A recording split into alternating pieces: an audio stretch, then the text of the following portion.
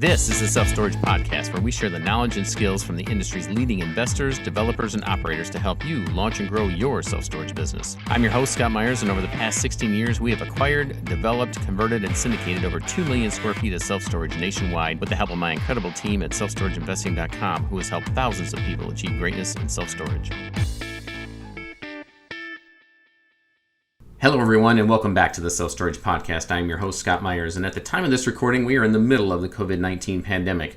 And as we are all adjusting to our new norm personally, I wanted to bring in some guests who are very entrenched in the industry to shed light on how they and their companies are reacting to the changes in our economy and in our industry. Well, in today's episode, I am having a conversation with my good friend Jamie Lindau with Trachte Buildings Systems. Now, Jamie and Trachte are very well known in the storage industry, and he and I have done a lot of business together. And Jamie has also been a speaker on the main stage at our Developers Academy, and I am extremely grateful that he took some time out to share how he and Trachte have reacted to the recent changes we see in development and what he is seeing across the landscape right now, as well as his best guess for what life is going to look like in the next several months and years to come. So without further ado, let's dive into my conversation with Jamie Lindau with Trachte Building Systems. Hey, Jamie, welcome to the show. Hey, thanks for inviting me. Glad to be here.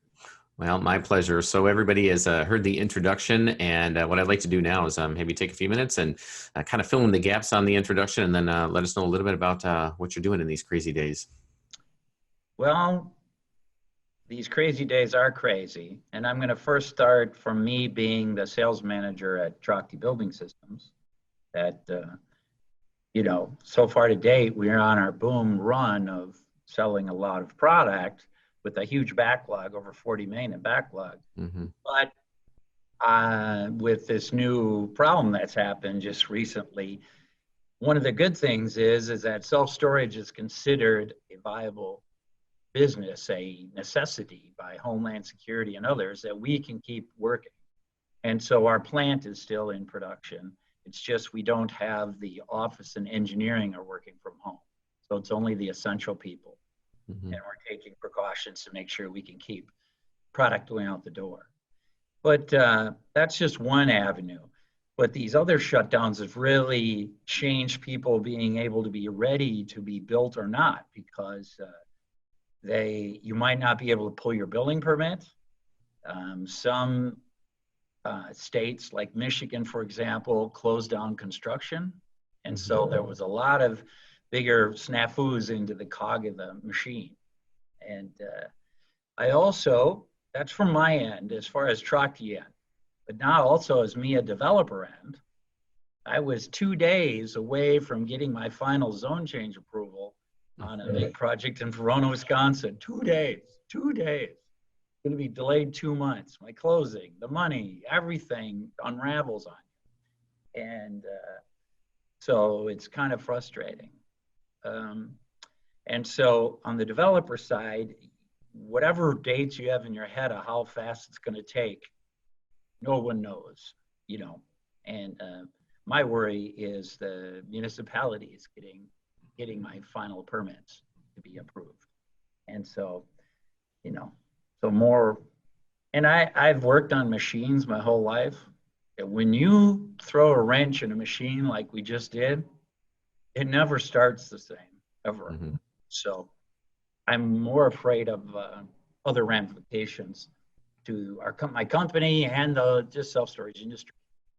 So, I don't know what you're seeing, but I believe this is the epitome of a slowdown right now. No question. Yeah. Well, this will be the second time around that I've been owning my own business in real estate, and really only the second time that I've been in a self-storage during the downturn, experiencing the last one. So that's all I can draw on, and I'll turn this back to you in a moment. But so if we take the lessons that we learned in the last one, as you and I were talking about offline, and that is, we knew what was going to occur because we saw, at least had an idea, because we saw what happened in the last downturn. And so we have been silently preparing behind the scenes for this upcoming recession. And it just, the economy kept going and going and going, and thought we would have a gradual ramp up to this one. The last recession, it happened pretty quick, and we were thrown into a deep hole in the real estate industry when the financing side, our partners in business essentially went out of business in a matter of days when Lehman Brothers fell. And so there, when the music stopped, there were a whole lot of folks scrambling for chairs, and a lot of folks didn't find them. And so, we took our lessons from that. And even though, we saw this economy, it was not propped up falsely like it was last time in the financial markets. We didn't see anything in it, any chink in it that we felt was going to cause a cataclysmic drop off yet again. But I guess a little virus can potentially cause the financial markets to stop on a dime, just like they did the last time. And so, yeah, we've been caught out on some projects where we, similar to you, we had a term sheet, loan commitment, and a term sheet, signed and ready to go to closing on a development project that we had in Colorado, and then the bank pulled it, after that. And so you're right, shuts down the whole process. We haven't found it or seen it at the permitting level, but the biggest challenge right now is, we have these construction projects that are in various stages, on the beginning stages, where we're looking for the permanent financing, and that market has dried. Everybody has been put on hold, and you're absolutely right. This process, the machine, if you will, when we turn the key back in at 30, 60 days from now, it will not start the same, and it won't look the same. So again, my crystal ball is broken. I don't know exactly, how we're going to navigate through this, only looking at lessons from the last time around. But in the near term, there's a lot of scrambling, and then we'll have to see how it shakes out. So, Jamie, you've been in the storage business through more downturns than I have. So, what kind of lessons can you draw on as to, parallels to this one, and how you see this playing out? Well, the last slowdown, okay, the housing market was crashing, and we went down with the housing market. Mm-hmm. And our company perspective is, we did a lot of changes in our design, held labor, did changes which made our company grow, even though it was going down. Mm-hmm. And so the company got arrogant, to be honest, over leveraged. And when it went down, boy, we went down pretty quick. August of 2008, it was over by then. And it was a very brutal time to go down. We were on our knees as a company, barely keeping alive. And what's different with this downturn is we've done well, but we have saved our money. We have no debt. We have all new machines and $20 million in the bank. Everybody was teasing us. What are you're not getting all your money at work. I go, hey man, this party is going to stop. You guys, some of the new management is only seen up, So for us, we are just in a better personal pace. Now, as far as our owners, what I'm scared of in the previous time, a lot of people phase their projects, and what I see now in the mini storage industry is people just gave up phasing and built these huge facilities all at one time, and to me, if you're sitting there holding 800 empty units, there's going to be an incredible downward pressure on pricing. You're going to give it away. And I've already seen it with the big players in big markets, and the new norm is going to be the good, better, best pricing model. I don't know, normally smaller people we deal with don't do that, but the big REITs do it. Well, they'll have 5 different pricings for the exact same unit, because you want to walk 180 feet to your unit, 90 feet to your unit, 20 feet to your unit. It's all a different pricing point.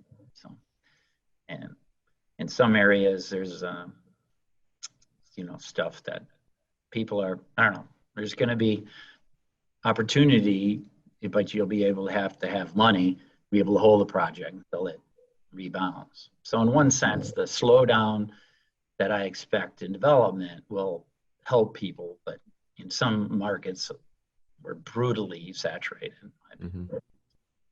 I don't know. Money collapsed it. I was around for the 81. Okay, 81, just so everybody familiar, 81 was the first recession. 89 was the second recession in mini storage. Mm-hmm. And it was a little bit in 2001, mm-hmm. just a little, and then again the bigger one in 2008. Mm-hmm. And we'll see for how big this one is. It's just, when you build 5 times the national average for 4 years in a row, that doesn't work. Mm-hmm. So that's, I don't know if anybody wants to hear it, but that's what I'm thinking. So. Well, we're here to talk about reality and not what has been and was fantasy in the past or best case scenario. But in order to prepare for this, we do look to the past. And interesting in the last recession, the last go around, from an owner operator standpoint, and folks, especially for those that have that are sitting on vacant units right now, that are in the lease up and in construction.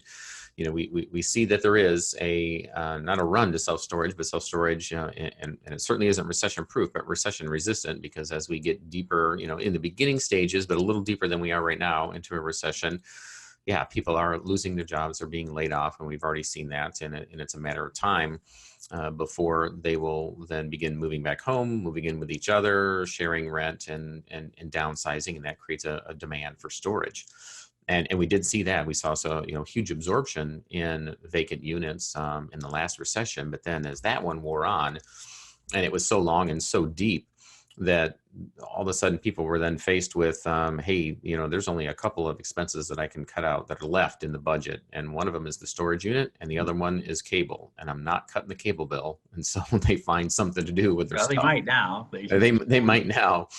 But they sell their stuff. They throw it away and they get rid of that bill. And so again, we said that I'm assuming we're going to see that curve again. And I think because of the massive layoffs we've seen immediately, just businesses being forced to shut down. They were able to hold on a little longer in the last recession. That we may see a little quicker rush. At least that's what I'm hoping to see in terms of absorption. But on the back end, I don't know that then we're going to see that trickle effect. And then since we went so long into the last recession, then that's what created then a demand, pent-up demand, because the development financing had been shut down for so long during that turnaround versus 81, 89, and then the 2000 production didn't seem to slow down as long to then catch up and start going again. So this one will definitely be interesting to see. I, like you, I'm not optimistic, and I don't believe that everybody is still going to be standing, especially the bigger projects that got caught from a bad timing standpoint, right now, that are in lease up and in markets in which they felt that this was that the economy was going to continue to move on, because that is certainly not the case. So for that, then the folks that do have money and have a lot of cash in place, perhaps like yourself, there are going to be bargains to be had, as long as the market holds up and it still makes sense from a market standpoint and a supply index standpoint to be purchasing some of these projects. So I may be getting ahead of myself, but what's your take on the opportunities that are going to exist coming on the downside of this? Well, there's going to be, if you're in a good market, like me personally, I am still planning on building 2 additions onto one of my projects and this new project, no matter what I'm going, because it's taken me so long to procure and get it all set up. I'm going because I'm confident in the market. Now, I have, you're going to see jobs. I know our company has sold stuff that I think is very shaky, and they're gonna maybe struggle. And some of them, these really huge jobs, I would really hate to be trying to build a 3-story, 1,000 unit facility today. It takes 18 months to open, and 18 months for sure. And when you open, what are we going to look like at that time? So that's the ones I'm really scared of. I'm not scared of any of the smaller tertiary markets. I'm scared when you get the big REITs, plop them right next to each other. They don't do even feasibility studies. They don't even care, because they think they're the greatest God's gift to the world, and their algorithm is better than your algorithm. And that's what I see big problem, because there's a few sites that are for sale that I saw this week down in Texas, where a 5x5 was $20. 5x5 climate control was $22. 5x10 climate, this is a 3-story building. which costs you $65 a square foot minimum, 80. There's no way it makes any money, no chance. And you get the other weird part is the non-climate 5x10 was 50. The climate control 5x10 was 46. That means nobody's going upstairs. Nobody's renting any of those air-conditioned units. Now, that's the worst case. Now, we still have other ones, you know, that are doing well, but everybody's put on hold now. And so, you know, I'm not sure. I'm worried that April is usually the best month to rent, followed by May in the northern climates. Those by far. And hopefully we get back to going, people move, and keep the juices flowing, because mini storage, you always have to keep renting. You never stop. You just keep renting forever. If people leave, you got to keep renting. So that's what I see. Well, I like you have facilities that are located in the northern part of the country, and so it'll be interesting to see through April and May what this looks like, as there are, you know, lots of press and reverberations about whether storage is going to fall under, you know, some of these rules, or at least rules/laws, and even kind of rules of engagement of not evicting folks in habitational real estate, rental homes and apartments, but how that affects storage. I haven't seen mandates just yet. But you know, once it's time to put the red locks on, it'll be interesting to see how our clients are going to react, as if they think that they get a hall pass and don't have to pay, or if they're going to be surprised and we actually have the teeth still in us with the lien laws to be able to, you know, apply the lien process, and the laws will still be in place, or if there is going to be some type of a forgiveness or a moratorium that's going to be telling in our industry. And that for some folks could really be the death knell for some of these projects that are just still hanging on anyways. Forget about a slow lease up. That'll immediately put them behind 1 or 2 months until that's lifted of no revenue virtually. So it is definitely interesting times. But let's, Jamie, if you would, let's talk about the existing facilities, like the ones that you own in which you're expanding, or even some that aren't expanding in a good secondary or tertiary market. What does that look like to that self-storage facility owner and operator as we navigate through these times? Well, they up until a month ago, they were doing very well. My facilities are ahead of what they were last year. But I've seen that this month has died off. Some people got some college students, you know, that came early, but you really like the homeowner. The homeowner moving in could be the long-term 2-year tenant, or at least 8-9 months while they're building a house or moving. Those are the ones. Those are the bread and butter of our, you know, type of clients we look at. To me, the students are very short term, and you can't keep it full the whole year. But majority of the great part of being in a smaller market is that you don't have the crazy big money people coming there. That is by far, because it's just me against you, you know, John Smith against Joe Smith, and you're more conservative, therefore you're, you know, not overbuilding as much, and so that has kept everybody sort of in check.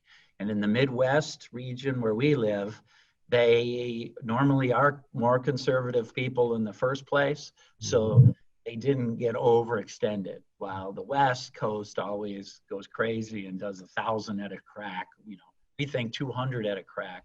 And that's a good. Yep. Because normally you rent about 125 units a year. That's about it. Normal facility. That's a positive 125. It's considered decent, you know. 200 is considered outstanding, in my opinion.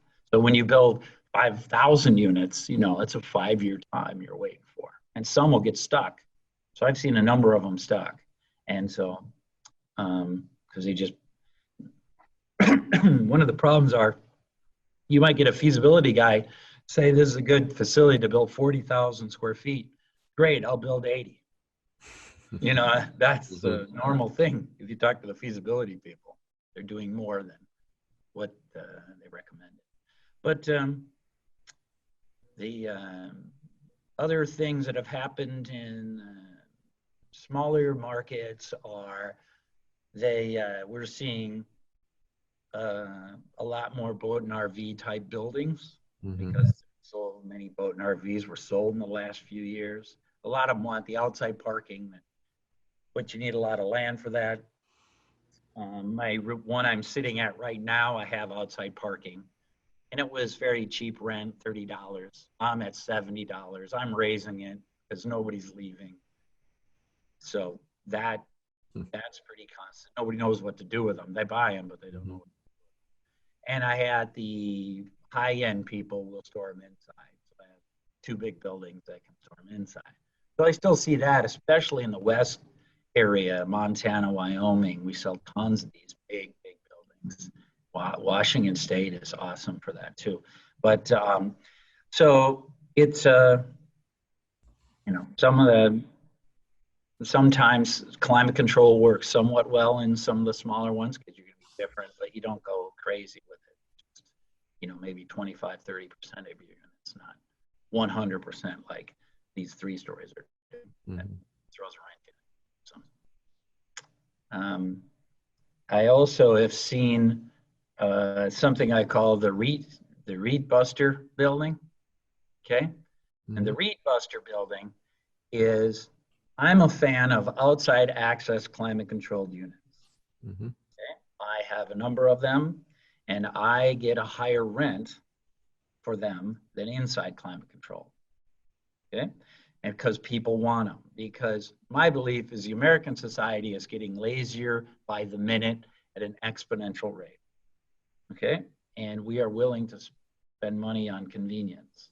And so when you want to combat a REIT, okay, a lot of times what they do is they're going to build this huge building to maximize, because they're all accountants, and you might have to walk a long way to get to your unit. Some of the smarter 3 stories have drive-through sections, but a lot of people are too cheap because they don't want to do that. So now you have this huge building you can't rent. So if I'm a competitor, John Smith, and I have a climate control unit you can drive up to, I will crush the REIT with that because I'm giving them convenience. And so we're seeing a large number of these being built and being successful. Haven't seen one not successful yet who has it and put it in a market where nobody has one, type of thing. So there are some things you can do if you're going to build one today to make sure you can compete. So it's a little trickier building. You got to order the header you need a bigger header space. You have to use a sectional door. So you got to have that in the space of the building. There's a lot of little tricks you got to do so you don't order the wrong thing. So Jamie, let me ask you a question about that, because we've looked at a few sites, and there was one down in South Carolina where we went back and forth with on that very same item, which is, do we go up or do we end up a single story with climate control? Still the same amount of climate control, almost all climate control, but all drive up single story. And the general contractor kind of dissuaded us from doing the single story, stating that you're almost going to end up with the same, roughly the same cost because of the site work and the pad, the concrete work that needs to be done for the pads if you still want to get a sizable facility, say greater than 50, 60,000. So you balance that with, you have to buy more land, but so long as land is cheap and the construction costs are less, which they typically are for a single story versus going up, theoretically it should work and work better. The flip side of that is, if you're going to sell it, is somebody going to pay a cap rate and a multiple like a REIT would if the ultimate exit strategy is to sell in 5, 7, 10 years? Also a consideration, but specifically on the front end, what are you seeing on those projects in which you've got 6, 7 acres and you can build something sizable? Single story, all climate control, what is roughly the all-in cost as compared to buying a site that's maybe on 3 acres and then you go up 3 stories? Well, the let's say you get a 2.5 acre site. Mm-hmm. There's one in our town, 900,000 for the land. Mm-hmm. Okay. So 900,000, you can get 1,000 units. That's all 100,000 square feet roughly. Mm-hmm. It's 110,000 gross square feet, Mm-hmm. 90,000 net rentable square feet is what they're going to get. And you're probably in for $70 a square foot. Mm-hmm. Okay. So 110 times 70 is 7,700,000 plus 900,000 for the land. Okay. Mm-hmm. So you're $8 million in for this unit. Okay. So the site I'm building, the one I'm getting my zone change, I'm paying the most anybody's ever paid for land around here, 1.3 million for 9 acres of usable land. So that's a ton. For us, you need a big retention pond. You know, the more buildings and concrete you use, the bigger retention pond gets. So, but all in, I'll be in at like $4.5 million for the same square footage, roughly. But there's not a ton of grading that has to be done. So if you're in a hilly Pennsylvania, for example, where grading can be astronomical, you know, you really got to know how much grading you have to do, how much dirt and fill, you know, the cut and fill has to be. So I'm a still believer in, yes, that's money in a mathematical equation, but I believe there is still people who don't want to go up to the second level, a third level of mini storage and go through an elevator. You know, it's not, and when there is no choice, it's fine. But if you're in an area that there's a choice, I haven't seen them beat an outside drive-up unit. Mm-hmm. You know, for example, Phoenix, Arizona, we went to the State Association for Arizona, and the CubeSmart person told us, you know what, we're getting higher rents for an outside access 10 by 20 non-climate control than any other unit because nobody's building them anymore. Mm-hmm. You know, that people want. So, it really depends. If there's sometimes no chance, you know, land is 2 million and that's 2.5 acres or something crazy, you have no choice. Then you want 4 or 5, you know, or 3 with a basement, and then you can steep in the same type of construction type. But man, you got so much money in. You got 8 million, man. You got to have nerves of steel to have 8 million in some nerves of steel and sit there and get one person coming in today or 3 people. And there ain't no phasing in a multi-story building. You got to build it and pre-lease it up before your rental reserves run out. Otherwise, you're handing the keys back to somebody else. Yep, and you know, having a mini storage is like watching paint dry. You understand? If you get like 2 people a day, you are crushing it. Mm-hmm. 1 a day wins. 2 a day is crushing it. You know, and you think, I don't know, 3 a day is outstanding. Now that's averaged. You know, you can get 9 usually on a Saturday or a Friday or the first of the month, you do really well. And then there's other dead days, but I don't know. I'm scared. I'm too scared to build a 3-story. I'll build a 1-story all day long. I'm too scared to build a 3-story. Unless it's a dynamite killer site.